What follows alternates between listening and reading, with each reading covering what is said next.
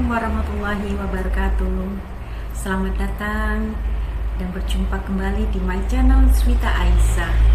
Bersama saya Swita Ningrum, mahasiswi dari Pendidikan Luar Biasa IKIP PGRI Jember semester 6 dengan NIM 20181862002B0005.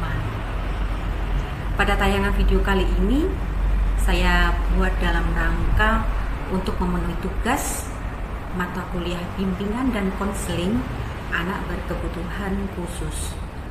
Dengan meresum materi serta memberikan contoh pada saat kita melakukan konseling terhadap guru dan juga siswa SLB.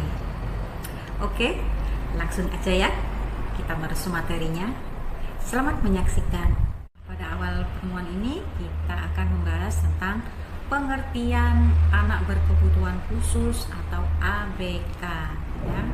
Anak berkebutuhan khusus atau ABK merupakan anak yang mengalami keterbatasan atau keluarbiasaan baik fisik, mental, intelektual, sosial maupun emosional yang berpengaruh secara signifikan dalam proses pertumbuhan atau perkembangannya dibandingkan dengan anak-anak lain seusia dengannya.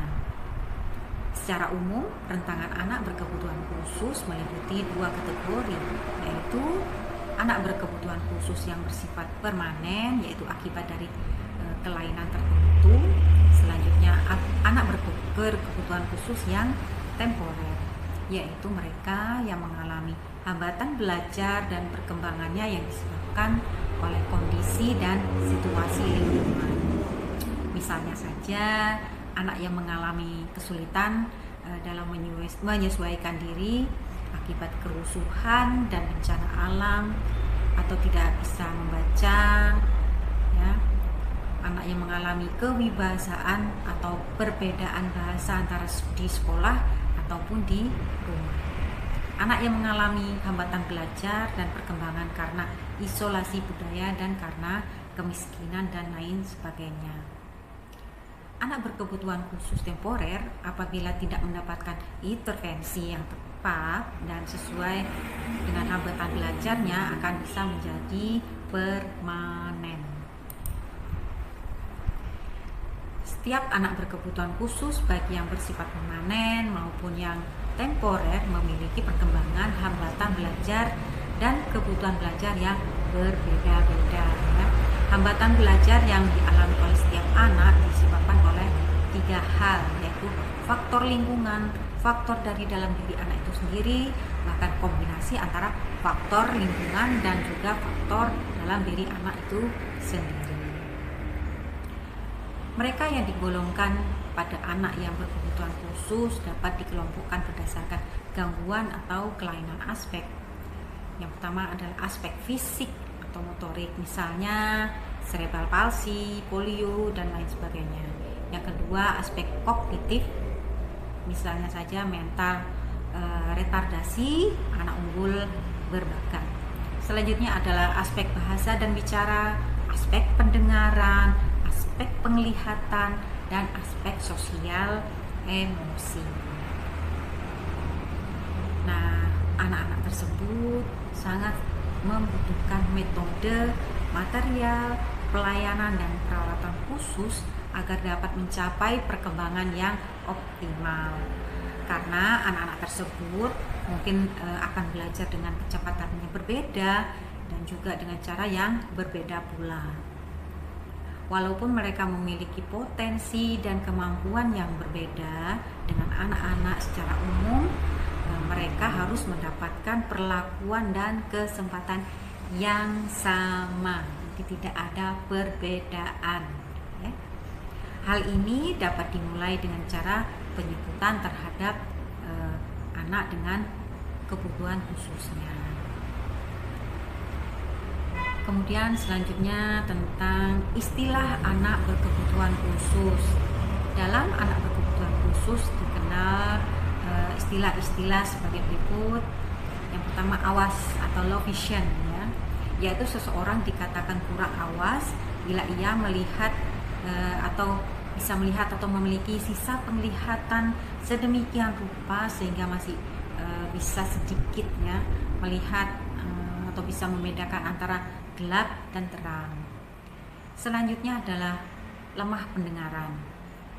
Jika mereka kehilangan kemampuan mendengar berkisar antara 35 sampai 69 desibel, sehingga mereka mengalami kesulitan untuk mendengar, tetapi tidak terhalang baginya untuk mengerti pembicaraan orang lain, walaupun dengan menggunakan atau tidak menggunakan alat bantu dengar. Yang ketiga, keterbelakangan mental, yaitu suatu keadaan dengan intelijensia yang kurang atau subnormal sejak masa perkembangan atau sejak lahir, yang ditandai dengan fungsi kecerdasan umum yang berada di bawah rata-rata dan disertai dengan berkurangnya kemampuan untuk menyesuaikan diri atau berperilaku adaptif ya. Dan selanjutnya yang keempat, kelayuan otak atau cerebral palsy. Cerebral palsy artinya berasal dari kata cerebral atau cerebrum yang artinya adalah otak ya. Dan palsy artinya kekakuan. Jadi cerebral palsy artinya kekakuan yang disebabkan kelainan di dalam otak ya. Namun sebenarnya anak yang menderita cerebral palsy ini tidak selalu menunjukkan kekakuan, tetapi dapat juga menunjukkan kelayuan atau getaran, ketidaksempurnaan dalam bergerak.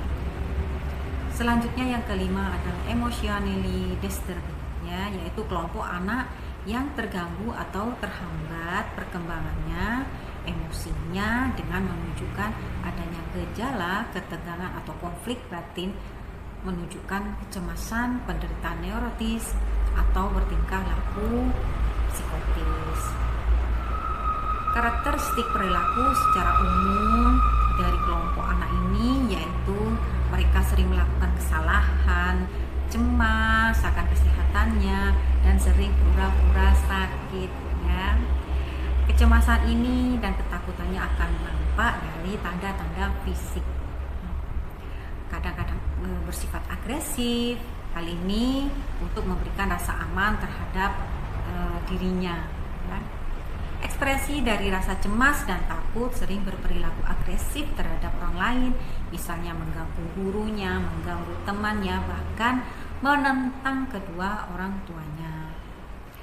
Kadang-kadang sikap agresif tersebut dapat diekspresikan menjadi sebuah fantasi atau daydreamer ya. Ketidakmampuan untuk melakukan dan memelihara interaksi dengan orang lain, baik itu dengan teman sebaya maupun orang dewasa. Selanjutnya yang keenam, sosialisasi maladjusted ya, yaitu sekelompok anak yang tidak dapat menyesuaikan diri dengan lingkungan ya. Kelompok anak ini menunjukkan tingkah laku yang tidak sesuai dengan ukuran kultural permisif, yaitu atau norma-norma masyarakat dan kebudayaan yang berlaku baik di rumah, sekolah maupun di masyarakat.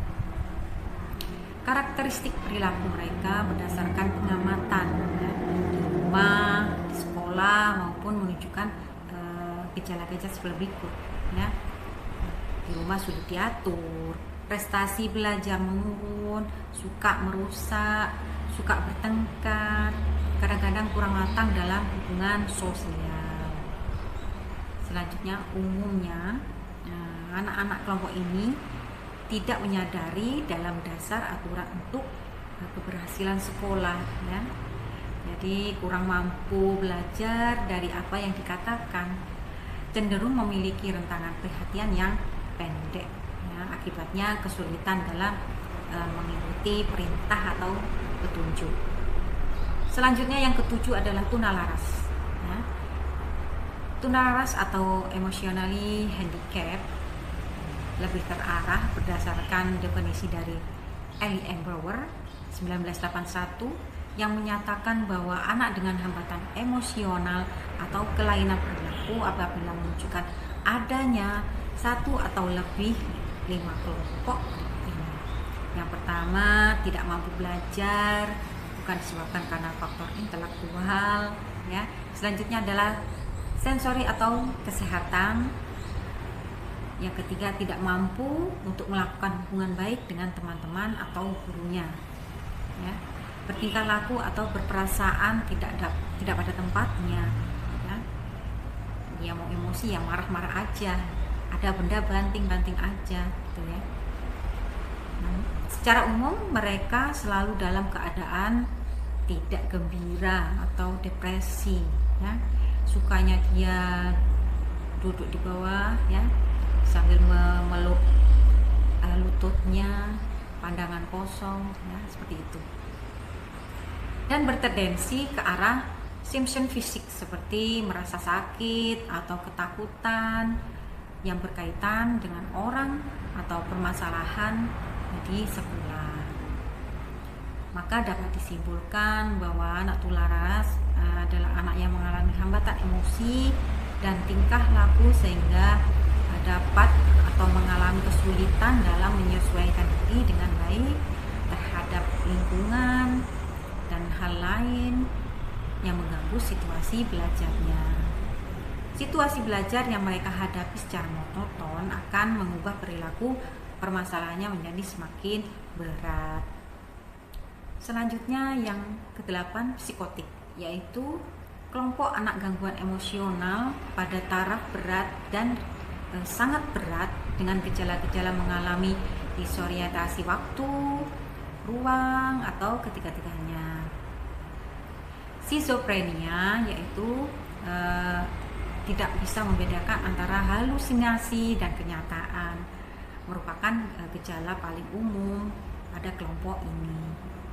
Untuk menyembuhkan kelompok ini dibutuhkan tenaga profesional dan kemungkinan untuk dirawat di rumah sakit jiwa. Selanjutnya yang ke-9, autis, yaitu salah satu dari definisi perkembangan prefastif pada awal kehidupan anak yang disebabkan oleh gangguan perkembangan dengan otak yang ditandai dengan ciri pokok yaitu terganggunya perkembangan interaksi sosial, bahasa dan bicara, serta munculnya perilaku yang bersifat repetitif, stereotipik, dan obsesif. Selanjutnya yang ke-10 yaitu attention deficit and hyperactive disorder atau disingkat dengan ADHD, ya. Merupakan suatu peningkatan aktivitas motorik sehingga pada tingkatan tertentu yang menyebabkan gangguan perilaku yang terjadi setidaknya pada 2 tempat dan suasana yang berbeda. Aktivitas anak yang tidak lazim dan cenderung berlebihan ditandai dengan gangguan perasaan gelisah serta menggerak-gerakkan jari tangan seperti ini, ya, kaki, pensil, atau tidak dapat duduk dengan tenang, selalu gelisah, ya, selalu meninggalkan tempat duduknya meski pada saat dia seharusnya duduk dengan tenang. Selanjutnya terminologi lain yang dipakai mencangkup beberapa kelainan teknologi, perasaan yang meletup-letup, aktivitas yang berlebihan, suka membuat keributan, membangkang, dan destruktif yang menetap. Yang 11 adalah Down syndrome, merupakan kelainan kromosom, yakni terbentuknya kromosom 21 akibat kegagalan sepasang kromosom untuk saling memisahkan diri saat terjadi pembelahan. Kelainan yang berdampak pada keterbelakangan pertumbuhan fisik dan mental anak ini, ya, pertama kali dikenal pada tahun 1866, ya, oleh Dr. John Langdon Down dengan ciri-ciri yang aneh seperti tinggi badan yang relatif pendek, kepala mengecil, hidung yang datar menyerupai orang Mongolia. Maka sering juga dikenal dengan istilah mongoloid. Pada tahun 1970 para ahli dari Amerika dan Eropa merevisi, ya, nama dari kelainan yang terjadi pada anak tersebut. dengan merujuk penemu pertama kali, yaitu sindrom dengan istilah Down syndrome hingga sekarang. Nah, seperti yang kita ketahui bersama bahwa masih banyak orang yang menganggap bahwa anak berkebutuhan khusus ini adalah anak yang membawa sial, membawa penyakit menular, dan bahkan mereka dianggap gila, ya. Akan tetapi mereka adalah anggota masyarakat dan juga sama-sama makhluk Allah yang membutuhkan banyak hal sebagaimana manusia lainnya, ya, agar dapat mengisi kehidupannya secara mandiri sesuai dengan kemampuan dan kebutuhannya. Nah, berdasarkan hal tersebut, anak berkebutuhan khusus membutuhkan alat lainnya yang mampu mengatasi hambatan tersebut, yaitu alat yang mereka gunakan adalah pendidikan. Ya. Dengan pendidikan diharapkan ABK atau anak berkebutuhan khusus mampu memperoleh bekal hidup dan menjamin perkembangannya dengan optimal. Akan tetapi memiliki berbagai permasalahan yang dihadapi oleh anak berkebutuhan khusus tidaklah cukup untuk melalui pendidikan proses belajar mengajar saja. Akan tetapi juga butuh pelayanan yang mendukung terhadap keberhasilan belajar dan layanan yang mereka berikan untuk menjawab perkembangan optimal mereka. Selanjutnya adalah layanan itu adalah bimbingan konseling. Sebelumnya saya akan membahas mengenai pengertian bimbingan dan konseling, yaitu upaya memberikan bantuan secara anak atau peserta didik melalui pembentukan lingkungan yang kondusif serta dilakukan secara sistematis dan berkesinambungan. Dalam upaya bantuan ini dilakukan dengan terencana dan sistematis yang dilakukan oleh seorang konselor yang merupakan tenaga profesional bimbingan dan konseling. Tujuannya yaitu untuk membantu anak agar mereka memiliki kompetensi untuk mengembangkan potensi yang dimiliki seoptimal mungkin atau dapat mencapai tugas-tugas perkembangannya dengan lebih baik lagi. Nah, selanjutnya kita membahas tentang tujuan bimbingan konseling, yaitu 1. Agar individu dapat melakukan perubahan baik perilaku individu tersebut sehingga dapat memungkinkan kehidupannya akan lebih baik, produktif, dan memuaskan agar dapat merencanakan perkembangan karyanya serta kehidupannya di masa yang akan datang, agar dapat membantu kebutuhan psikologis individu serta merealisasi keinginan dan mengembangkan kemampuan potensinya. Adapun fungsi bimbingan konselir antara lain yaitu fungsi pengembangan dan penyaluran, yaitu konselor dapat mengembangkan seluruh potensi dan kekuatan yang dimiliki supaya bakat yang dimiliki oleh individu tersebut dapat tersalurkan. Selanjutnya adalah fungsi adaptif, yaitu fungsi yang dapat membantu individu untuk mengadaptasi program pendidikan tersebut, latar belakang minat, dan kemampuan kebutuhan individu dengan menggunakan informasi yang memadai. Fungsi penyesuaian yaitu konselor dapat membantu individu menemukan penyesuaian di jati diri dan perkembangannya secara optimal di lingkungan sekitar. Selanjutnya kita membahas tentang prinsip-prinsip bimbingan konseling, yaitu bimbingan adalah suatu proses yang membantu individu agar mereka dapat menyelesaikan masalah yang dihadapinya. Bimbingan hendaknya berfokus pada individu yang dibimbing. Bimbingan harus luas, ya, dengan identifikasi kebutuhan yang dirasakan oleh individu yang dibimbingnya. Bimbingan dan konseling diperuntukkan bagi semua konselor yang berarti bahwa bimbingan baik yang bermasalah maupun yang tidak bermasalah, dalam hal ini menggunakan pendekatan yang di dalam bimbingan lebih bersifat preventif dan pengembangan daripada penyembuhan, ya. Bimbingan bukan hanya tugas dan tanggung jawab dari konselor, tetapi juga guru-guru dan kepala sekolah sesuai dengan tugas dan perannya masing-masing. Nah, selanjutnya adalah sejarah konseling.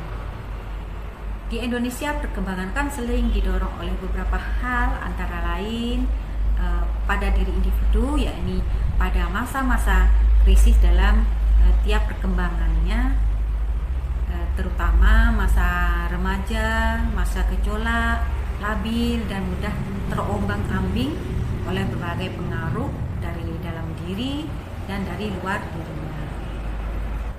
Selanjutnya yang kedua, kondisi luar individu, yakni era globalisasi dengan ditandai percepatan teknologi yang berdampak positif dan juga negatif.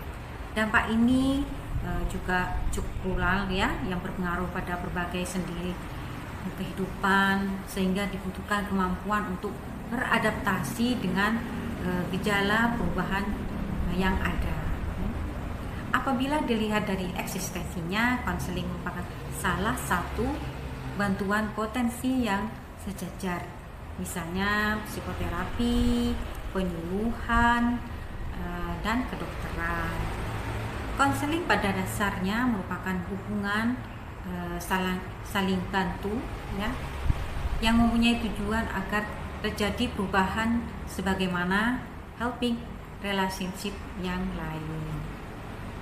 Dalam psikoterapi, bantuan pun diberikan dengan tujuan agar individu yang mengalami gangguan kejiwaan, semisal depresi, dapat merubah ke arah normal setelah melalui proses terapi.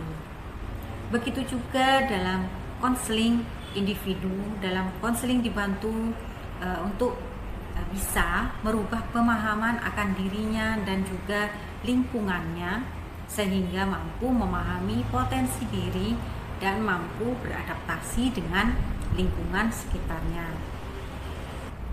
Dalam psikoterapi, bantuan pun diberikan dengan tujuan agar individu yang mengalami gangguan kejiwaan, semisal depresi, dapat berubah ke arah normal setelah melalui proses terapi. Begitu juga dengan konseling. Individu dalam konseling dibantu untuk bisa merubah pemahaman akan dirinya dan juga lingkungannya, sehingga mampu memahami potensi dirinya dan mampu beradaptasi dengan lingkungan sekitarnya. Selanjutnya, jika dilihat dari kedudukannya dalam keseluruhan proses bimbingan, konseling merupakan bagian integral atau teknik dari proses bimbingan, dan di sini orang lazim menggabungkannya menjadi bimbingan dan konseling. Sebagaimana telah dikemukakan pada berbagai literatur, konseling merupakan bagian dari bimbingan, baik sebagai pelayanan maupun sebagai teknik, ya. Jika konseling merupakan inti dan alat yang paling penting dalam keseluruhan sistem dan kegiatan bimbingan, konseling sebagai profesi bantuan terdiri atas kumpulan profesional. Terdapat beberapa profesi bantuan yang diidentifikasikan sebagai profesional bantuan seperti psikiater, psikolog, konselor profesional, terapi keluarga dan perkawinan, serta pekerja sosial. Selanjutnya kita akan membahas tentang metode dan pendekatan bimbingan dan konseling anak berkebutuhan khusus. Metode dan pendekatan dalam bimbingan terhadap anak berkebutuhan khusus dibutuhkan untuk pemberian layanan yang efektif pada anak. Hal ini dimungkinkan untuk terjadinya perubahan ke arah yang lebih baik lagi. Adapun langkah-langkah yang dapat ditempuh dalam layanan bimbingan dan konseling anak berkebutuhan khusus antara lain memahami kebutuhan anak berkebutuhan khusus, yaitu dengan adanya hubungan baik dalam pengasuhan yang berlangsung secara terus-menerus. Perlindungan fisik dan rasa keamanan dengan aturan-aturan untuk melindungi kebutuhannya. Selanjutnya dengan adanya pengalaman-pengalaman yang menekankan kepada perbedaan individual untuk masing-masing perkembangan optimal anak. Selanjutnya pemberian kesempatan ya yang tepat secara media untuk membangun keterampilan kognitif, motorik, bahasa, emosional, dan sosialnya. Nah, adanya harapan yang tepat dari orang dewasa, adanya komunitas yang stabil dan konsisten. Selanjutnya kita membahas tentang tujuan layanan dari bimbingan dan konseling anak berkebutuhan khusus adalah membantu seluruh siswa mengembangkan keterampilan dasar untuk kehidupan, termasuk siswa dengan kebutuhan khusus. Pengajaran dalam layanan dasar bimbingan dan konseling ini diawali sejak pengalaman pertama siswa anak berkebutuhan khusus ini masuk sekolah ya, dengan materi yang diselaraskan dengan usia dan tahapan perkembangan siswa anak berkebutuhan khusus tersebut. Anak berkebutuhan khusus tersebut seringkali mendapatkan hambatan ya dan kesulitan sebagai dampak dari keluarbiasaannya, yakni berupa hambatan melakukan aktivitas sehari-hari dan pembatasan beraktivitas dari lingkungannya. Pemberian layanan bimbingan dan konseling di sekolah dipandang sebagai salah satu cara untuk membantu anak berkebutuhan khusus menghadapi kesulitannya. Pendidikan inklusi contohnya ya merupakan perwujudan upaya memberikan layanan pendidikan kepada anak berkebutuhan khusus secara integral dan manusiawi. Dalam pendidikan inklusi, layanan pendidikan dan layanan bimbingan konseling untuk anak kebutuhan khusus disesuaikan dengan kebutuhan khusus anak secara individual dan dalam konteks kebersamaan secara klasikal. Bimbingan dan konseling untuk anak berkebutuhan khusus di sekolah inklusi diarahkan pada pengembangan kepribadian dan keterampilan hidup bagi anak berkebutuhan khusus sehingga mampu berpartisipasi dalam masyarakat dan tidak menjadi beban di keluarga maupun di masyarakat. Selanjutnya, penerapan teori konseling pada anak berkebutuhan khusus meliputi layanan bimbingan konseling bagi anak berkebutuhan khusus adalah agar anak dapat mencapai penyesuaian dan perkembangan yang optimal sesuai kemampuan, bakat, dan nilai-nilai yang dimilikinya sesuai dengan variasi perbedaan individu yang memiliki keunikan tertentu demi tercapainya tujuan perkembangannya yang meliputi aspek pribadi sosial, belajar akademik, dan karir. Untuk mencapai tujuan-tujuan tersebut, mereka harus mendapatkan kesempatan dalam hal mengenal dan memahami potensi dan kekuatan dan juga tugas perkembangannya.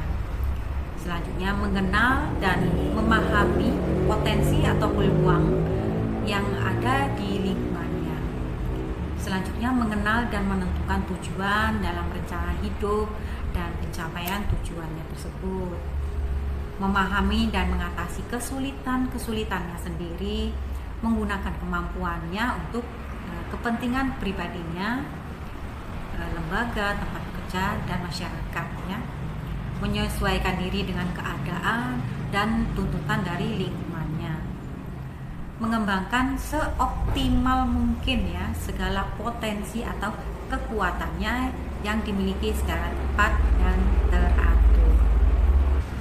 profesionalisme konselor ataupun guru pembimbing anak berkebutuhan khusus dalam menjalankan tugasnya menuntut pemahaman secara utuh tentang permasalahan dan kebutuhan anak berkebutuhan khusus. Pemahaman tentang berbagai teori konseling sebagai dasar memahami individu dari berbagai perspektif. Anak berkebutuhan khusus seringkali mendapat masalah sebagai akibat langsung kecacatan, tetapi di samping itu juga mereka mendapat pula akibat tidak langsung ya. Dari kecacatannya itu mereka mendapat akibat langsung berupa hambatan aktivitas perkembangannya. Dari lingkungan ia mendapat tidak langsung berupa pembatasan-pembatasan ya. Ia dibatasi untuk melakukan aktivitas ia mendapatkan perlakuan yang tidak semestinya dari orang tua atau lingkungan masyarakat sekitarnya dan sebagainya. Perlakuan-perlakuan yang diterima anak berkebutuhan khusus berpeluang menimbulkan rasa frustasi pada diri anak berkebutuhan khusus, sehingga rentetan frustasi yang berkepanjangan tersebut akan mengancam bagi seluruh perkembangan kepribadian anak tersebut ya. Artinya ketika salah satu aspek perkembangan anak mengalami hambatan, maka akan mempengaruhi aspek perkembangan yang lainnya ya. Selanjutnya adalah beberapa permasalahan anak berkebutuhan khusus, yaitu satu, pendidikan atau akademik. Dalam mengikuti pendidikan anak berkebutuhan khusus banyak yang mengalami kesulitan dalam menggunakan waktu, memahami kemampuan akademik dasar seperti membaca, menulis, berhitung ya, perencanaan pendidikan, cara belajarnya, menyelesaikan tugas-tugasnya, penggunaan sumber belajarnya, dan pengembangan kreativitasnya. Yang kedua, sosial pribadi. Masalah yang sering muncul dalam diri anak berkebutuhan khusus adalah hubungan dengan sesama teman, penyesuaian diri dengan lingkungan pendidikan dan masyarakat, menyelesaikan konflik, pemahaman sikap dan penerimaan diri, atau memahami kelebihan dan kekurangannya, penetapan pilihan dan pengambilan keputusan. Selanjutnya yaitu karir. Masalah yang berkaitan dengan pengembangan karir adalah pemilihan jurusan ya, pemilihan pekerjaan yang sesuai dengan minat dan kemampuannya, motivasi yang rendah, pemahaman kondisi lingkungan, perencanaan dan pengembangan karir. Selanjutnya yang keempat adalah keluarga sebagai faktor eksternal dan banyak permasalahan pada anak berkebutuhan khusus yang disebabkan pola atau bentuk perlakuan yang tidak sesuai semestinya dari orang tua. Masalah yang muncul sebagai kurangnya pemahaman dan penerimaan orang tua terhadap kondisi anak adalah perilaku menolak, membatasi kesempatan anak, ya, membiarkan atau mengasingkan, terlalu melindungi dan permisif, ya. Nah, permasalahan tersebut di atas yang tadi membentuk dan memkondisikan anak berkebutuhan khusus memanifestasikan melalui perilaku-perilaku yang tidak sesuai dengan tuntutan situasi yang ada, ya.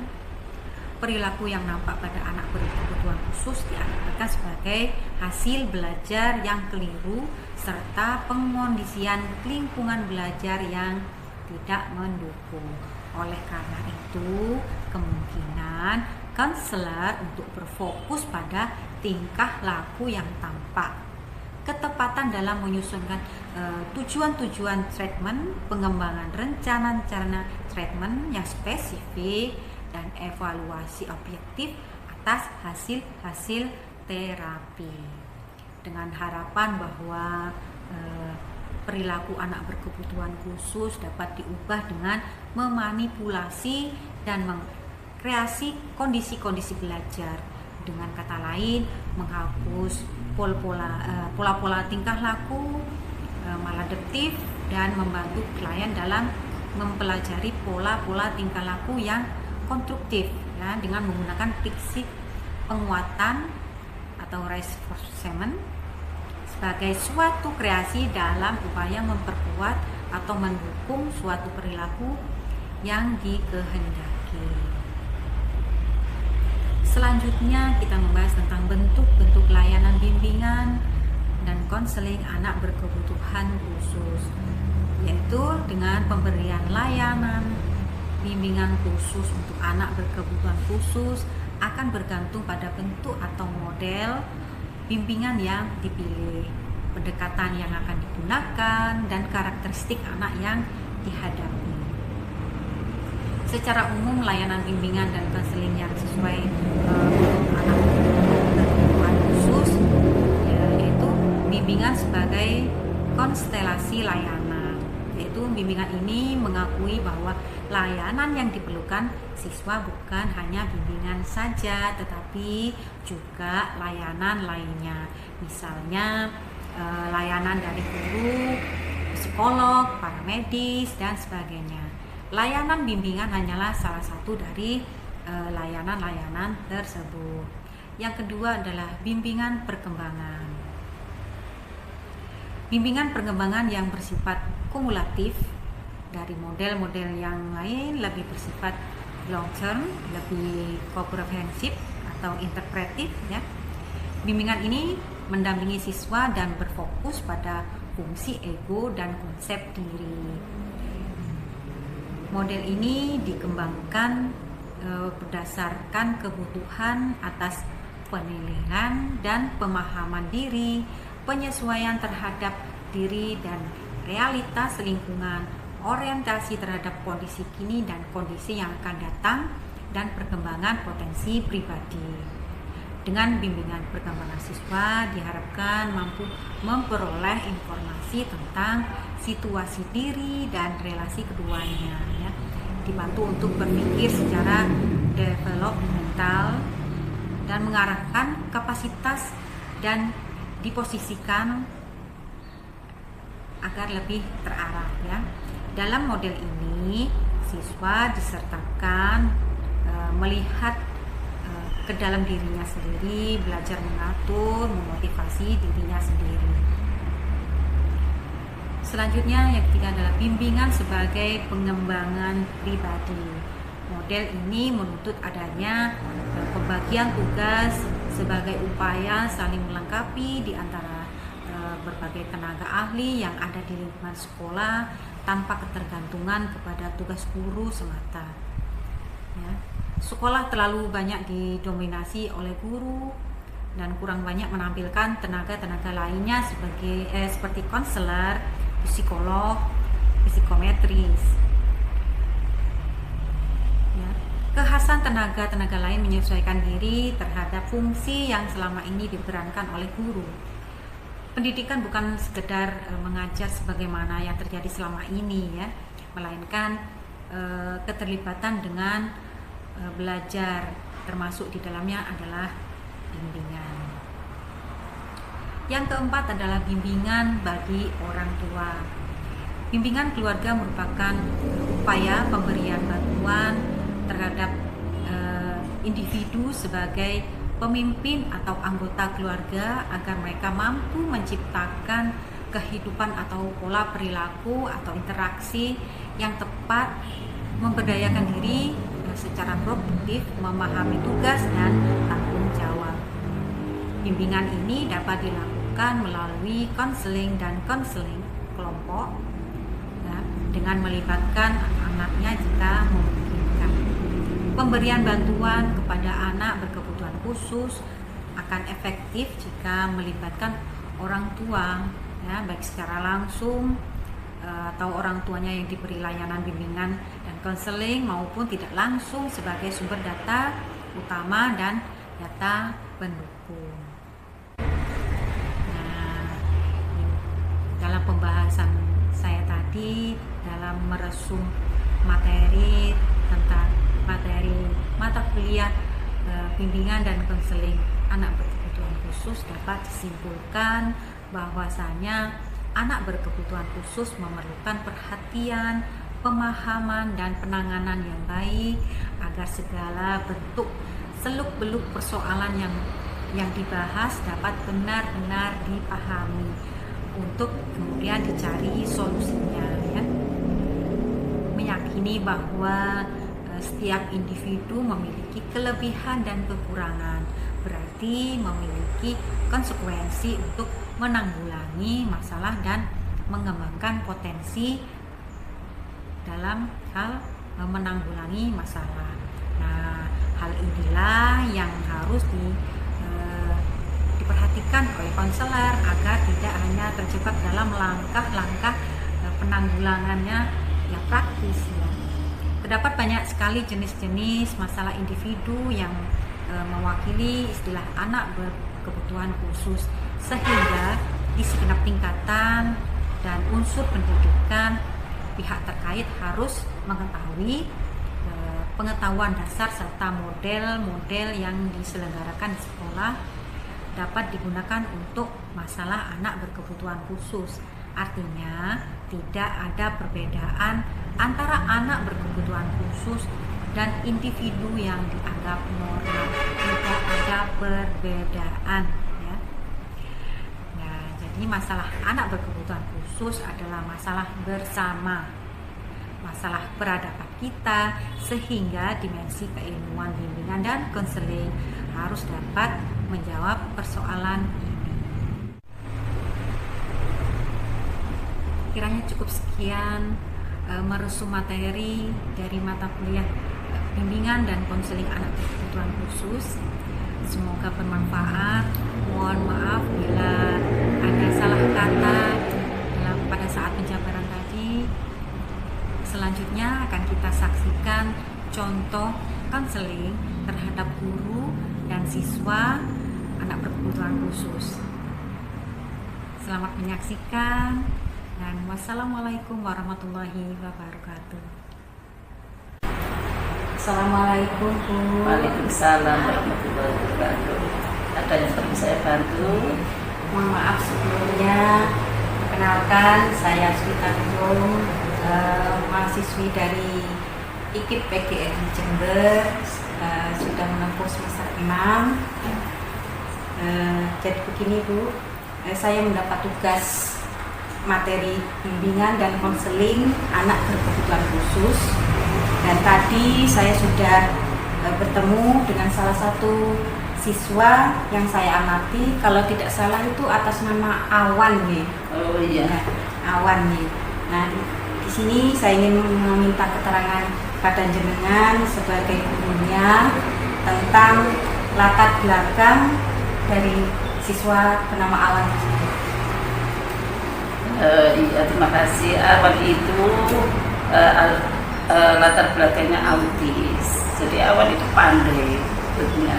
Cuma hanya dia ada hiperaktifnya, tapi cuma hanya alhamdulillah sekarang sudah ada perkembangan usia. Dengan perkembangan usia ini Awan itu sudah sekarang itu bisa menerima pelajaran dan alhamdulillah sudah mau duduk yang apa itu istilah duduk dengan tenang, mau belajar, dan nggak seperti yang kemarin baru masuk itu memang dia itu agak hipernya, iya hipernya itu luar biasa. Nah, sekarang untuk bertambahnya usia Awan itu sekarang sudah mau menerima pembelajaran.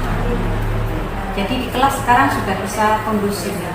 Alhamdulillah sudah bisa kondusif.